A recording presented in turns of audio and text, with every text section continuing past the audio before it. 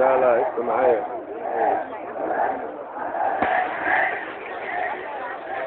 ايضا الفلاح المصري، مصر بلد الزراعة من 7000 عام.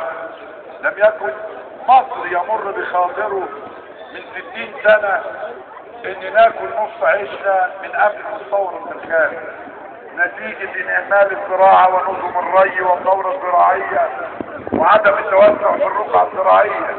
كل هذا ايها الاخوة الاعزاء نهتم به في برنامجنا، ونأمل ان نقوم بعمل صندوق مخاطر للفلاحين يستطيع ان يعوضهم على قيمة المنتج الزراعي حينما ينخفض. الدول كلها انتوا عارفين حضراتكم ان جزار القطن السنة دي كلف الفلاح 1200 جنيه. كانت مصانع الحلب بتاخدوا منه ب 800 جنيه. الدول اللي بتحافظ على الزراعة، مفيش دولة ممكن تبقى كريمة وحرة من غير ما تحافظ على غذائها وزراعتها، بتدعم الفلاح. حينما ينخفض سعر المنتج الزراعي في السوق بتاخدوا منه بسعر التكلفة زائد هامش ربح، ولا الفلاح مش هيزرع تاني، وبذلك يتعرض الوطن لبعض المخاطر.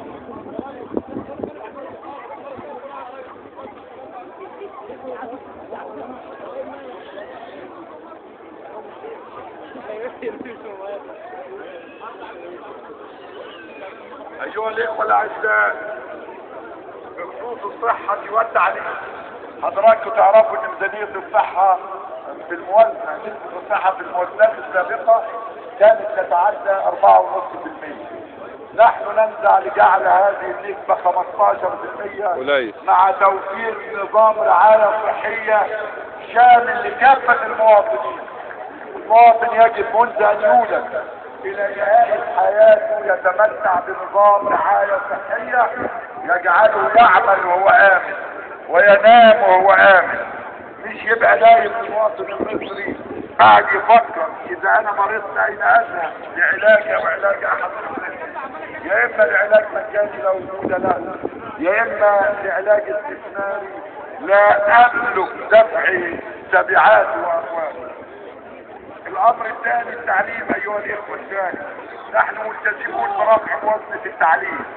اولا ان يكون التعليم مجاني من الابتدائي الى الجامعة، لا يكون التعليم فقط لمن معه مال، بل يتوفر لكافة المواطنين، ويكون نسبة الموازنة حينئذ 25% للتعليم.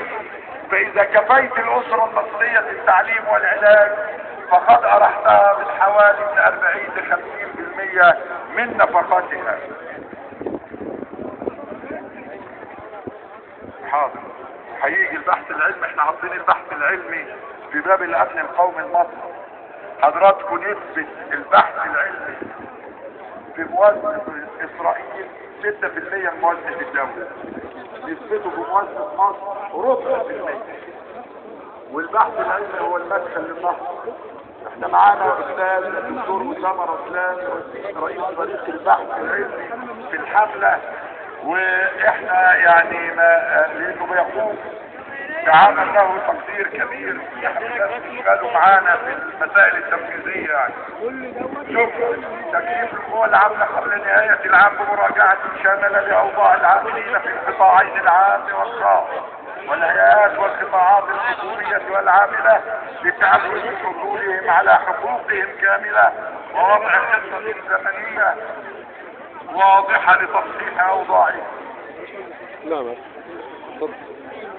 ثم أيها الإخوة الأعزاء نعدكم ونسأل الله أن نلتزم ونكون بقدرتنا تحقيق هذه الوعود أن نقيم مشروعا لمحو الأمية لمن هم دون 40 بنهاية الفترة الرئاسية بتفعيل ثقافة الشباب. كوبا لها تجربة رائدة في محو الأمية سنستفيد منها إن شاء الله.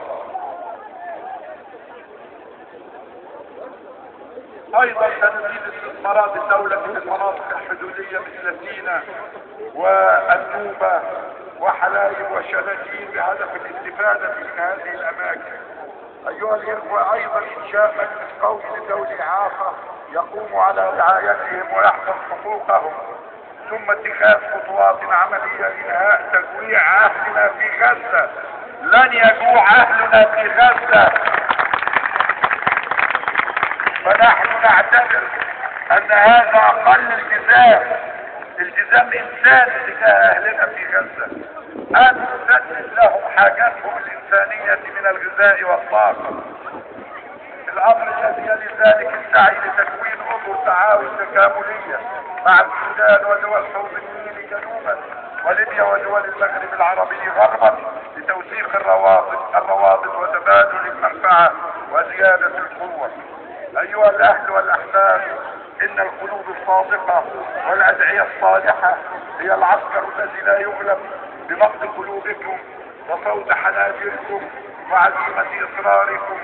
غيرتم وجه الحياة في مصر ووجهتها من هاوية إلى مرتقى ومن استبداد إلى ثورة.